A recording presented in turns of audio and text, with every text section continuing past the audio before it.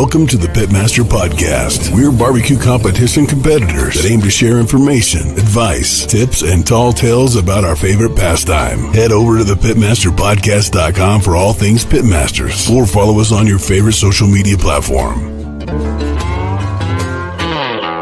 And now, here are the hosts of the Pitmaster Podcast, the two-time grand champion, SCA World Champion finalist, and barbecue specialist of Smoke Ain't No Joke Barbecue, the Anthony Lujan, and the 24-time grand and reserve grand champion, reserve world grand champion, Windover High Roller champion, and the founder of Pitmaster Barbecue Supply Company stores in Utah, the old man himself from Big Johnson's Barbecue, Jesse Johnson. This is Greg Rempe from the Barbecue Central Show, and you are listening to the Pitmasters Podcast, and they are doing it live. We'll do it live. That's right, Bill. I just said that. They're going to do it live. We'll do it live. Yes, live. They're going to do it live. What up, Jesse? How's it going, my man? What's up, Mr. World Traveler? Right. It feels like it's been forever. Yeah, we missed 1 week, and then we're going to miss next week as well on the live, but your audio recordings will be there, and just make sure you download all those for us. Yeah. Super, super helpful. Like and subscribe and download. Exactly. Yeah. Yeah, and we have Jordan Davis tonight joining us from the Smoking Pastor Project. We will get into that and maybe see if we can get some donations head in his direction as well, and for his cause as well. Be a good cause, yeah. Yeah. But how you been, man? Good, man. Just getting ready for the Blue Compass RV Barbecue Bash this weekend. Nice. We're up to 16 teams, and I got a couple teams that have backed out. We may get a couple of them back. We'll see, but yeah, 65 grand up for grabs. And if anybody is looking to cook with somebody, Uncle Jesse's Barbecue is looking for a partner, because Miriam, the ringer, and with Nate Benson, Miriam can't come, so he's looking for somebody to help him out. So if you guys are listening to this live, reach out to Nate and say, hey man, I'll help you out. Right. That's awesome. And then I see we switched back to the bourbon shell versus the Highland Cow. You were like, okay, I like the other setup better. So I'm like, I being almost 60 years old, I still listen and learn. It's all good, man. Yeah, I just been busy, man. I went it was nice to get off the grid. We went off the grid, went rafting from Moab, Utah to Lake Powell through Cataract Canyon, got into some rapids, did some camping. Yeah. Got stuck on a rock. Got stuck on a rock that was very sketchy. Almost died. Yeah. Well, when they ask you to jump into a rapid because the boat's stuck, you're kind of like, really? Yeah. Yeah. Like I said before, man, going through our safety briefing, I've been down that river 10, 15 times in my life, and we never did a safety briefing, but this trip we did, and man, it came in handy. Thank goodness you did, right? Right, exactly. So it worked out perfect. And yeah, the people at Navtech took care of us and fed us well, and it was a great time. Yeah, it was actually nice to not have to cook or do anything, man. Just literally kick back and enjoy. Yeah, I mean, I had my wife's birthday weekend this past weekend, so we did a bunch of stuff with her and got her out in the mountains, got her playing and shooting her bow some more, and then got back into it yesterday, getting things set up for the Blue Compass, and then we got the Hooper Tomato Days August 30th. That's a backyard competition. There's lots of backyards. You guys are already signing up. Yeah. And then there's a pro event with Anella from Snake River Farms up in the Boise area. I think she's already got 40 teams. So wow, should be a bunch of heavy hitters coming up there, because a lot of the big teams are sponsored by Snake River, so they're going up there to support Anella. So if you guys get a chance, get signed up, go cook at Anella's. And if you're a backyard guy, get signed up for Tomato Days. We're about halfway full right now. Yep. And then there's an SCA cook in Pleasant Grove, the 23rd. Nice. Apparently they just added on, I've never heard of it before, let's see, what do they call it? A jackpot steak. I'm not sure exactly what that considers, but it's an additional steak. I guess you get to cook a third steak if you cook A and B. Yeah, and our buddy from Firebull just is sending me a pallet of charcoal, so we're going to add that to prize purse for this weekend. So everybody that places top 5 is going to walk away with some Fireball charcoal. Heck yeah. So courtesy of our friend Freddie. Yeah, man, that's awesome. Yeah, and then everybody listening on the audio side, sorry, it's already been done. Should have signed up. Yeah, should have signed up. Yeah, we talk about it enough. Exactly. Well, let's go talk to Jordan and see what he's been up to, man. Let's do it. Let's get some more information about what he's doing. It sounds like a great cause. We call it Thermapen 1, the first true 1-second cooking thermometer. Its unprecedented speed means Thermapen 1's responsiveness approaches the speed of thought. Because when you're plating the perfect menu or smoking the perfect side of barbecue, you don't have time to think about how your instant read thermometer is accurate to 0.5 degrees in 1 second or less, or how rugged and waterproof it is, or how big, elegant and bright the backlit display is. You'll just know it works, because our perfection powers your perfection. Seek perfection with Thermapen 1. Jordan, welcome to the show, man. How are you? Hey, good. Thank you all for having me. Yeah, of course. Definitely. Yeah, got to bring in the bald brother in, right? Right, gotta get that clean. Exactly. I think I need a shave probably just to fit in with you guys. Yeah. Yeah, I guess we all have something a little bit different. Jordan, maybe you need to grow a beard. I know, maybe. Mine's bright red when I do. Bright red. Yeah. Mine's full chrome now, all the way. All the way. I got a little bit of color on the edges. A little bit of salt and pepper going on. Exactly. Well, Jordan, welcome to the show, man. And let's just jump right into it. Let's talk about what you do and how barbecue is a part of your life, man. Yeah, man. So I'm in Indiana, just outside of Indianapolis, and I grew up a little bit in Texas. So barbecue, I think, has been in my blood pretty early. But we basically, what we do, this is just a lowdown, is we run a 501c3 nonprofit. I've been a pastor for 20 years in kids ministry, actually. And then kind of during COVID, really, I about died of COVID, and just kind of like, man, I'm gonna start posting some videos. And then people started saying, well, how do you trim a brisket? How do you do these basic things? And started posting those videos.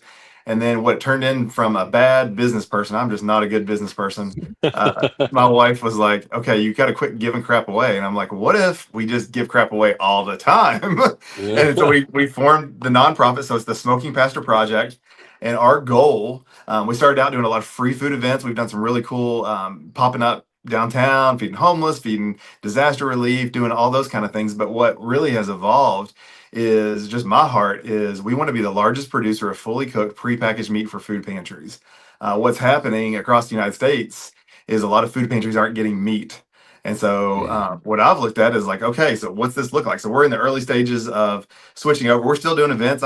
We fed 5,000 people last month alone through a few days. Nice. But what that's turned into is like that model is not sustainable for any of us. There's companies like Operation Barbecue. All those people can do it with tons of manpower. But what can I do with a smaller group of volunteers? And that is we can put meat in food pantries. So my goal is really to end up doing full meal prep and putting meat in food pantries. So that's what we're doing. That is awesome, man. That is so cool.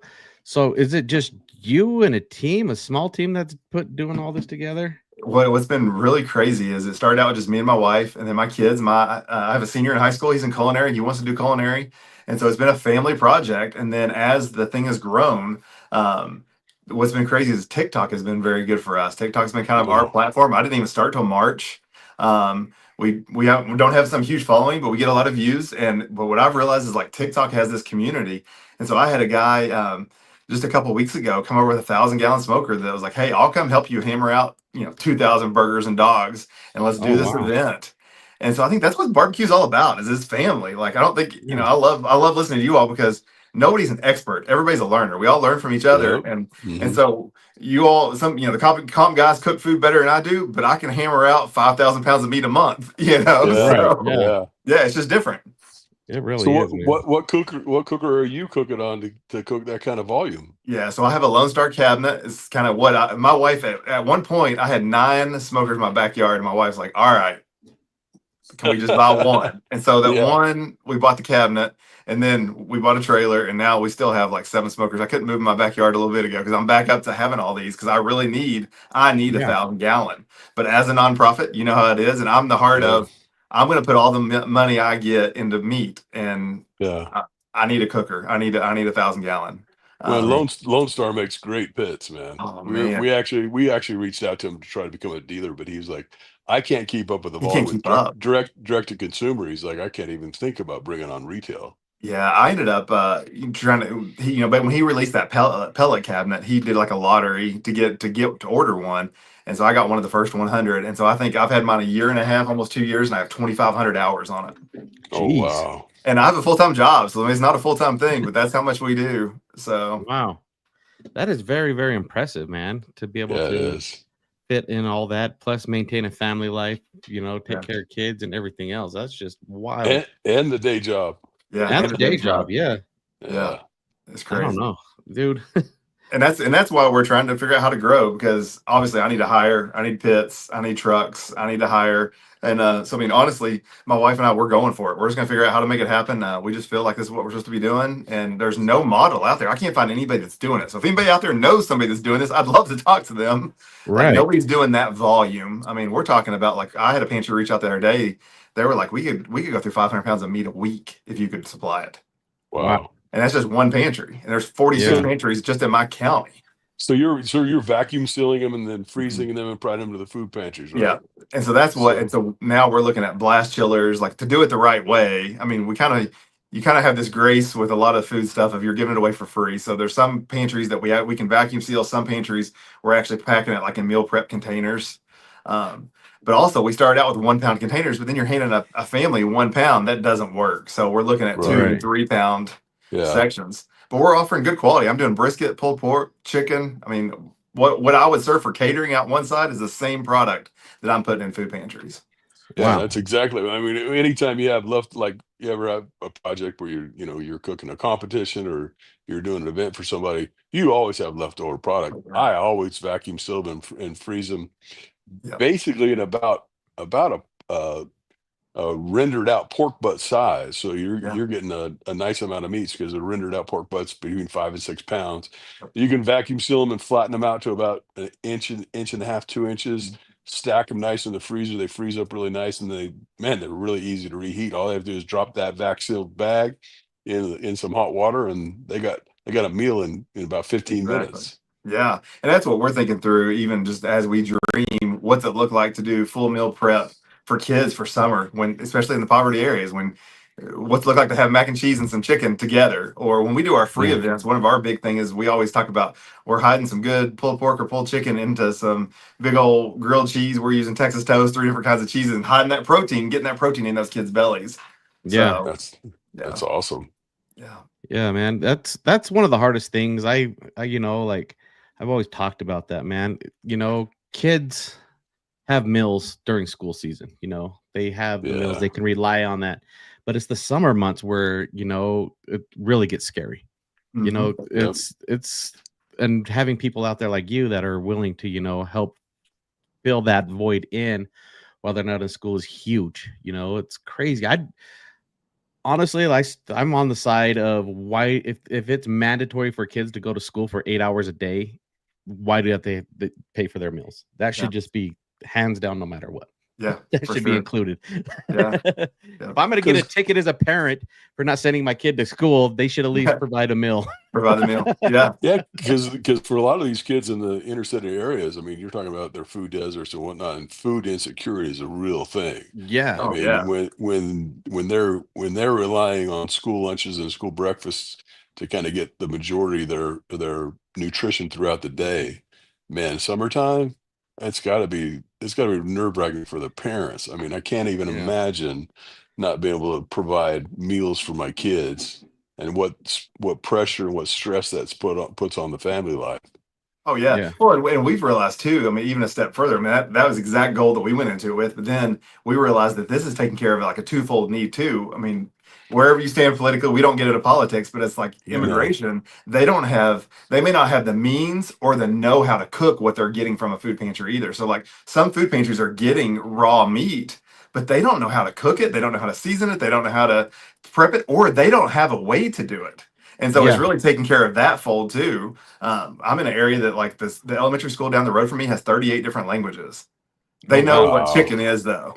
And Yeah. so like they can cook, they can microwave some chicken that I've Right. seasoned with just the SPG, and Mhm. they can Yeah. use it for whatever they want at that point. Yeah. That is so awesome. Yeah. And just to be able to turn that type of volume is incredible. And and you're wanting to do more. Yeah. Yeah, we need to find him somebody in his area that's got an Old Hickory or a Southern Yeah. Pride, Yeah. one of those big Yeah. rotisseries that can cook, 1,000 Massive. pounds of meat at a Yeah. time. Yeah. Yeah. Yeah, I'm And then literally doing like 34 butts at a time. I've yeah. learned like doing thighs and legs for me is really easy to do, bust out massive amounts of chicken, but it takes forever to pull it, Oh Yeah. yeah, it does. Yeah. Yeah. You need to get one of those big old the mixers Yep. that they have that The you chi- just throw it in there with a J hook in there and just the Hobart choppers. Yep. exactly. That Yeah, is that'd help him a ton. Yep. yeah. So then are you coming out of pocket for the seasonings, or are you having a donation on that end too? We donation on that end some, so that's where TikTok has done well for us. A lot of people I've been trying to hit 10K followers, and so I've been doing like these review a days for the last little bit. So I'm getting tons of seasoning. So it's interesting I think marketing perspective for companies for me of I'm literally using it to put on meat for free, and so we Yeah. try everything, we use everything. We've had some companies really step up and hammer out some massive amounts of seasoning for us. Yeah. And then we're just white labeling some sauce and seasoning that gets our name out there. We're in some Ace Hardwares locally, which gets, for me, I tell people, man, like it's nothing special. I'm white labeling because it gets my cause out there. So I'm in Ace Hardwares at registers, and there's a QR code that says, hey, here's how you can donate to feed more people. This sauce, basically every dollar from the sauce and seasoning goes to feed people. So at worst case, we're out our cost of our Yeah. own stuff, which is Yeah. at least way cheaper than I was a Yeah. year ago. Right. Sure. Yeah, and I honestly, this cause is kind of awesome. Not to take anything away from Operation Barbecue Relief, because they jump into action immediately when there's a disaster. That is so cool. They're taking care of the first responders, anybody in help. But the long term is your local community. Yeah. That is where we Yeah. need the long term help. Even after a disaster, after Operation Barbecue Relief comes in and does all their stuff, man, regular lives don't stop. No. Nope. Well, that's It what does not stop. I moved to Indianapolis from Moore, Oklahoma, it's the tornado capital of the world. Right. And you'd watch all these disasters and everybody comes in, does their thing, and then they leave. It's the long-term effect. But also, Yeah. like part of my heart, even with the disaster relief, is that all these people come in from outside the world to come in to help, and they're eating the junk. They're serving really good food, but the people that Yeah. are there running the backhoes and the dozers and all that stuff, they Yeah. don't have that great food. And so when we do disaster relief, we try to help the people that are helping people. And so my goal, even with this packing, is then I have cryovac frozen stuff that I can send with a disaster team and say, we want to take care of you all that are going to help. Because if you don't stay fueled, the people that are affected aren't ever going to really be served to the best extent. Right. Right. So, Yeah. And being cryovac too, it's such an easy reheat. Yeah. All you need is just a big old pot Pot of and water. some water, Yeah. and then just let it boil and bring it up to you. Or the microwave. Microwave. Like Yeah. you said, microwave Yeah. reheats it up just fine. Yeah, just nick a little corner off and then throw it in the microwave, man. Yep. Well, and that's what's been cool is, as I've said, like I'm not a business guy, but then I've met with some business people now, and they're like, okay, now as crazy as this is, like this free project we get because we can teach people to shop, to prep, to cook, to pack, to distribute. Like that's a model that can reach. So I'm dreaming big. Like what's it look like? Obviously there's smoking pastors everywhere. There's smoking people everywhere. Like, Yeah. what's it look like to have that worldwide? At least in the United States, like I'm dreaming that big. Got to start local, Yeah. but what's it look Right. like? Yeah. Exactly. Yeah. You're that just is- building a community around that because Yeah. like you said, there's barbecue folks everywhere. Yeah. And connecting is what's been crazy. Like I said, all those platforms, I've just been like, I went into it like to find community, and it's like some of my best friends now. I just cooked in a competition this last week in a little backyard, and three guys came that I've met 3 months ago on TikTok that came and cooked because I provided breakfast burritos for the grill teams because it was a fundraiser event. And they're like, we want to come help you. We'll come compete, but we want to come help you. And it's like, that's what it's about. That's what barbecue's all Yeah. about. Our whole thing is crafting smiles one bite at a time, getting people around a table is where conversation happens. Yeah, exactly. Yeah. And I think it's just a matter of being able to get that snowball rolling, even Yeah. if it's a matter of any church, just say, hey, we're meeting at this church on this avenue. Yep. Bring your smokers. Let's just all cook together and just hammer this one project out. I Oh, think yeah. more hands in the pot is way better. Yeah, for sure. Yeah. So, but let's hit the rewind button a little bit before all this. How did you learn to cook? Where did the barbecue bug kind of really come into play in all this? Yeah, I think like I said, growing up a little bit in Texas, like I remember every Sunday after church going to a little place in Katy, Texas called Luther's Barbecue. Like just eating that barbecue is where it started. And then I was a kid that always wanted to cook, and so a dream job was always just to help people. And I'm like, man, ended up going into ministry and started cooking a little bit at a time. And then really just in the last 7 years, really hammered in, bought an Oklahoma Joe on Facebook Marketplace. I did a little video tonight. Like I bought Oklahoma Joe for $75.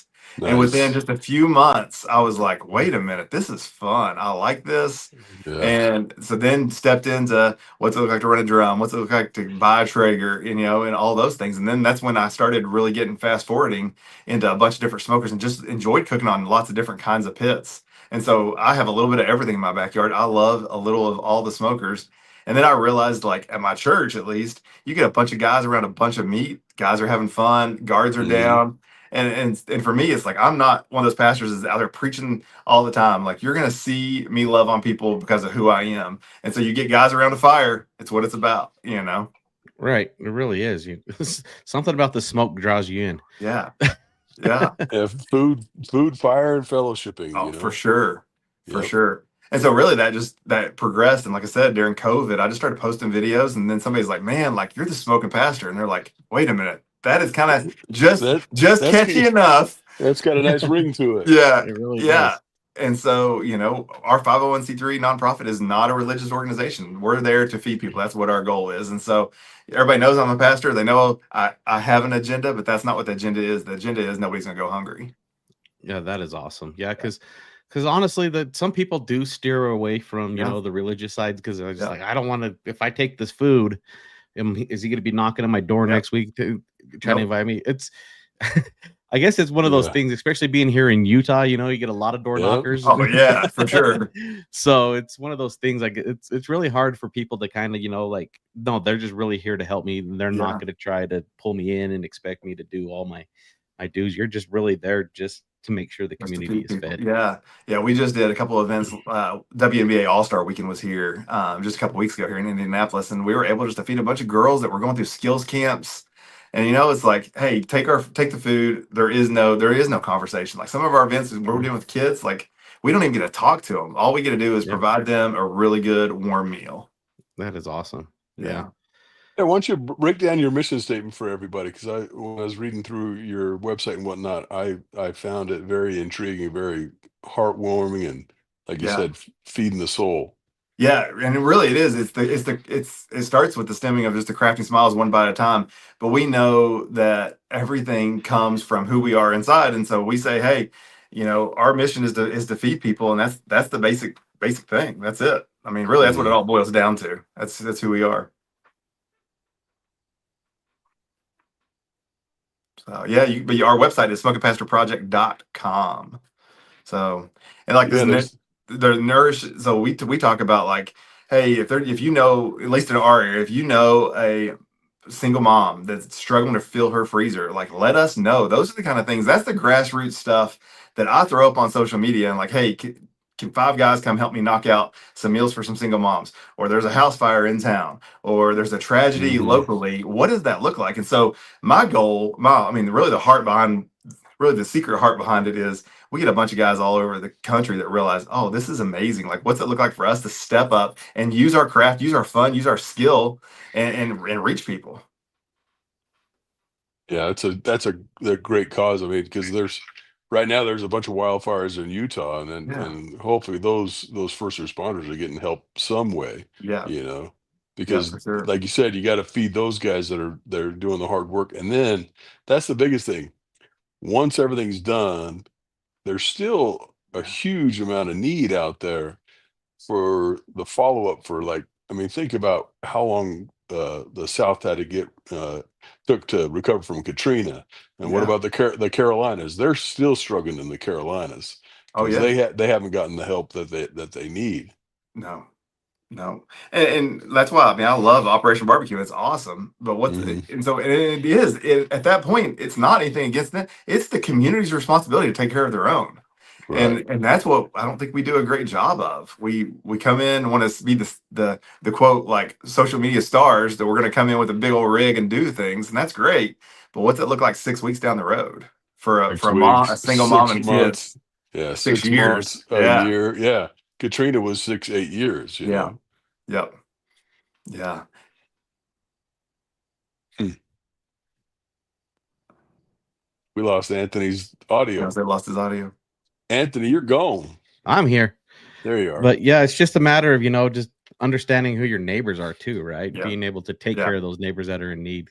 Like a few years ago, I guess it was probably, I can't remember exactly how many years back, but I was part of a thing where they did it was kind of a turkey drop during Thanksgiving. They had a list of people who, were really in need, and just being able to sneak up and leave Thanksgiving dinner on their porch and just take off. No, and just hearing them screaming thank you in the neighborhood, that it's so rewarding. It's so rewarding, just to, even though they don't know who you are, just rewarding to hear just the thank yous and you can just feel it. It's just a whole different vibe when you're helping somebody else out, especially when it comes to food.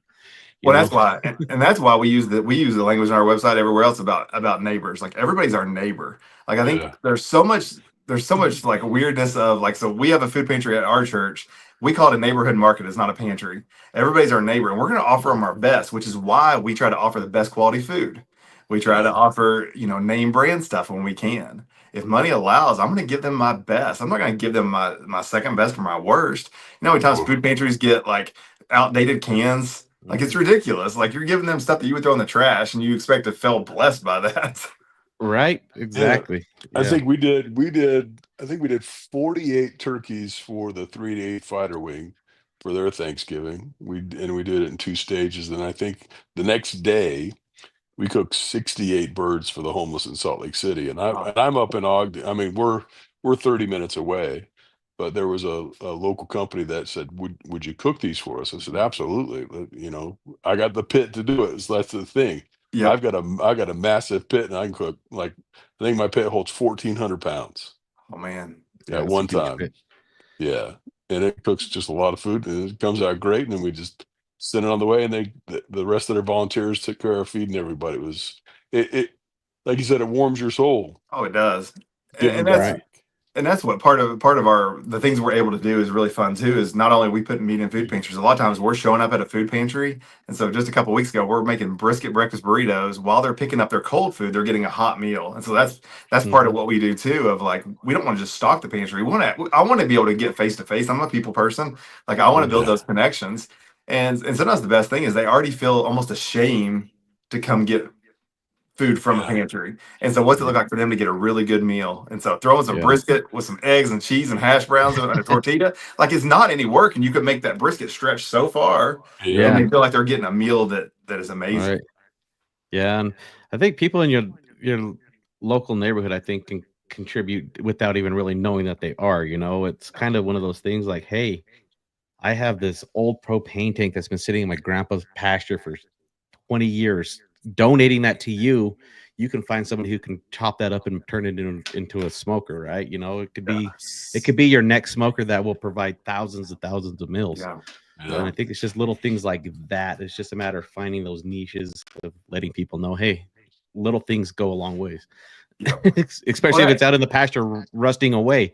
Exactly. And it's no skin off anybody's game of what it costs. It's funny. And that's where, like, we are trying to grow. So my wife and I have we've put all the money in this so far, and now we're like, we financially can't keep doing it. We physically can't keep doing it by ourselves. Yeah. And so that's why we've tried to hit social media hard. Like, I'm not a big social media guy, but all of a sudden it's like, well, I naturally am, because I've been doing videos for years for church. And so what's it look like for us to try to grow and have fun doing it? And so we live stream a lot of our free events, and it's a blast. People realize, oh, this dude is really doing what he says he's doing. Yeah, that's awesome. Yeah, because all you have to do, if you find someone that can, like, like Anthony was saying, donate some big old propane tank. You can find a local fabricator and a welder to help do the work if it's going to a good cause like that. Oh yeah, yeah. And that's really what I am looking for. I'm looking for like 1150 gallon or 1150 trailer because I can use that to do our food for the pantries. But also when we go to these large food events, I mean, we get asked all the time to cook for 2,000-3,000 people, and that takes a big pit. It does. It really does. Yeah. It takes a big pit. It takes a big army to put it together. It does. You know? It does. Yep. And do you have people that are your regulars that just come and help you, or is it more or less it's just hit or miss? No, we have a good core group, and it's growing, of especially a lot of guys that just want to come help. And a lot of that is the social media aspect. And we got some local guys here that always are helping us. We are getting opportunities now from some bigger corporations like, hey, you know, we're probably not at the level long enough yet to get a grant from them just because you have to be open so long. But they're like, hey, can we send you 20 people to help you pack for this month? And so we're going to do that next month. Is our first time actually partnering with another corporation. Right. And that's huge. Being able to crash cool all that stuff too is probably pretty hectic. Well, that's why I'm looking at the blast chiller, because right now what I'm doing is old school, thinning it out on baking sheets, throwing it in baker's racks, throwing it in the freezer, and it's like I can't get it. It's really slowing us down. Same way with vacuum sealers. I have one really good vacuum chamber vac. I don't have 5. You know. And it's just like any nonprofit, it's money. That's what slows you down. You know, we need a truck to pull a bigger trailer. But I'm not going to let that slow me down. I'm just going to keep doing what I'm doing, you know. Yeah. Need Cabela's that donate a bunch of their vac sealers. Yeah. Come on, Cabela's. Yep. Right. I guess it's better to feed 10 mouths than 0 mouths. Exactly. Right? Deal with you deal with. Well, and logistically, we've learned some lessons. Like I said, we started out with like, oh, we're going to do this, this, and this. Like I had all these, you know, I'm a big idea guy. We're going to go all these crazy directions. And then once it came to the meal thing, we're like, oh no, this is it. Like all that's just noise. All that's just craziness because it's not sustainable. But this is. And so we're learning to build it from the ground up. And I'm okay with that. Like I'm a guy that wants to be, I want to have 4 warehouses today, but I know I'm not there yet. And I know it's probably a healthy thing that I'm not there yet. Right. Growing too fast is dangerous as well. Yeah. That's real dangerous. Yeah. Yeah. Well, and you're getting organic growth, not just on social, but from companies. We're buying trust. And I think there's always, I'll be honest, like I know there's a skepticism of pastors and churches and all that. Like people are physically seeing me do what I say I'm doing. And they're knowing I've got my own skin in the game. It's the nonprofit didn't buy my smoker. The nonprofit didn't buy my truck. And you know, it's work. I'm physically saying I'm going to do this to show that we can do it. Right. You know? Yeah. There is that imagery as well. You know, some pastors are out there saying, yeah, I'm doing it, but they're really just passing it down to the congregation and having them do it. And they're just getting the accolades for it. Yeah. But if you have that social media presence and showing that you're actually grinding and doing it, I think that goes a long way. Well, and for me, the spiritual side is it's showing what God can do when you fall into total obedience with Him. I talk about I'm not building a platform. I'm just being obedient to what I'm supposed to do. Yeah. Being a good person is what you're supposed to do. Doesn't matter if it's church oriented or whatever. Exactly. Just being a good person. And I'm not the best. I'm an asshole sometimes. I'm going to admit it. And I need to work on it. And I personally need to work on it. It just happens. No, you're not that way very often at all. Yeah, you're a good person, Anthony Lewis. Well, we can all jump into stuff like my wife. Well, you know, probably right now, like I'm trying a little too hard, probably on social. She's like, "Can you not be on live all the time?" And I'm like, "Yeah, I did. I hear you. I don't understand. I don't like it, but I hear you. Like, there's got to be balance. You know, I'm the dad right now that's like, I got a senior in high school. Like, time went by fast. It did. You all watch your kids. Right. It's so crazy. We're all parents and we all have older kids, but man, time really does fly. They're a baby, and the next thing you know, they're out getting in their own apartment driving. And you're like, what happened? You're driving me around now. Yeah, it kind of shows you how fast life really happens, right? You're just like, wow. Yep. Jesse has kids that grandkids. I got a 24-year-old grandson. He's my oldest. Yeah. And then I got 24-year-old grandson. 3 more brand new ones on the way. Oh man, that's kind of awesome though. You get it is. I'll be a reset 10. button. Yeah, it'll be a reset button. You just get to do it all over again, right? And you get to do all the things that you didn't want to do because you didn't want to spoil them. Now you can do it. Oh, I spoil them to death. Get them all jacked up on Mountain Dew and sugar. And send them home. right? Yep. I love it. Isn't that kind of the story though? Grandpa is a different person when he was raising me than he is with you. Yeah. Oh yeah. You were so hard on me. Now Yeah, you're letting them do whatever they want. right? Yep, they can. Well, like my oldest grandson, he spent an entire week with me at elk camp last year. Mm. Talk about a bonding experience. We spent, a Yeah. good 6 days together from sun up to sundown. I mean, those are long days in the elk woods, and we got blessed with taking my first bull last year, and he was in it from the beginning to the end, and he was like this little surgeon. Like we helped another person pack out their bull, and he asked the guy, he was from Sportsman's Warehouse, he's one of their buyers, and he like, "You gonna take the heart?" He's like, "No, you can take it." So me and Cooper, after they had processed that elk, Cooper went in almost like a surgeon, and everybody's like, it was Ryan from King's Camel. He was the outfitter. He's the CEO of King's Camel. He's like, "Cooper, where'd you learn how to do this?" He goes, "YouTube." And he Yep. went in and surgically got it out, and then we took it back to elk camp and we made it for dinner that night. Everybody destroyed. I mean, I'd never had elk heart before, but it was absolutely delicious. But it's like those bonding experience over something like that, and then the cooking part of it and the food part of it, like you Yeah. said, it helps fill your soul. And I Oh, couldn't have been yeah. more proud of my grandson because he did it with my bull as well. So Yep. it was so much fun. Well, there's no greater joy, Obviously, the Yeah. pastor in me is like, man, the Bible talks about training up a child in the way they should go. Like, you teach a kid to do something. You talk, Yeah. the old saying, teach a kid to fish. Man, I get to teach kids to barbecue, and my kids like sitting back and watching them run a pit or flipping briskets for me. Man, like there's no greater joy because you've taught them not only to be a good person, but to help others in a great way. Yeah. And that little extra volunteering your time, that work ethic that they develop Yep. off of that, that's what's missing in a lot of our youth these days is Yeah. the work ethic and giving back. No Yep. greater joy is if you're depressed and you're all kind of self-absorbed with yourself, get outside your comfort level, go help somebody else and see what kind of Yeah. joy that brings to your world. Oh yeah. Yeah, for sure. Yeah. It's crazy. YouTube University taught him how to do that heart stuff. Yeah, he was a surgeon. He's like, so we had to break a couple ribs to get into there, but it was like, Grandpa's got that part. Yeah. Yeah, all right. He's like, I'm gonna show you tricks I learned on YouTube. Yeah. Well, it was kind of like one of those things. Like, we have sage grouse here in Utah, and I've never hunted one, but then I had a family friend. He actually shot one with a bow. It was kind of epic. Yeah. But then watching him I was like, so how do you gut it? He's like, you don't. And he showed me how you pretty much just pluck the feathers off, stick your finger right underneath the chest cavity and pull, and then boom, your breasts are there. I was like, huh. I did not expect that. If I would have shot this, I would have been like, I would have known what to do.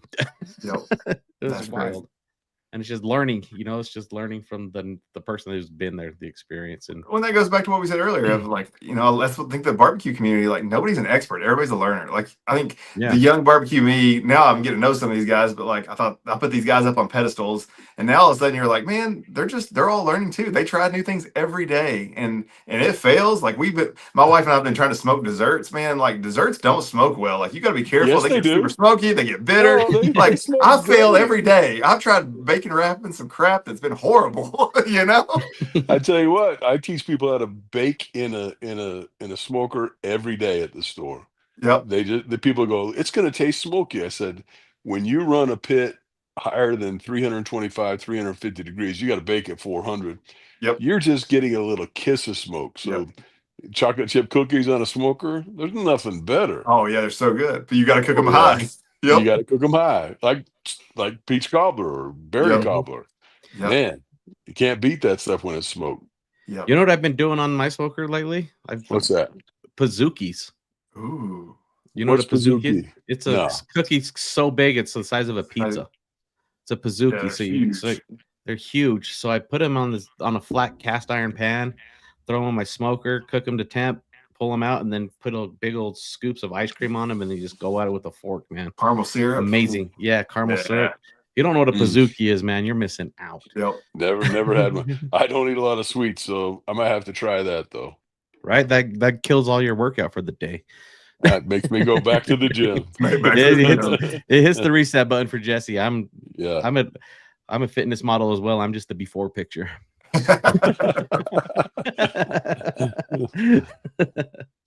Yeah, man.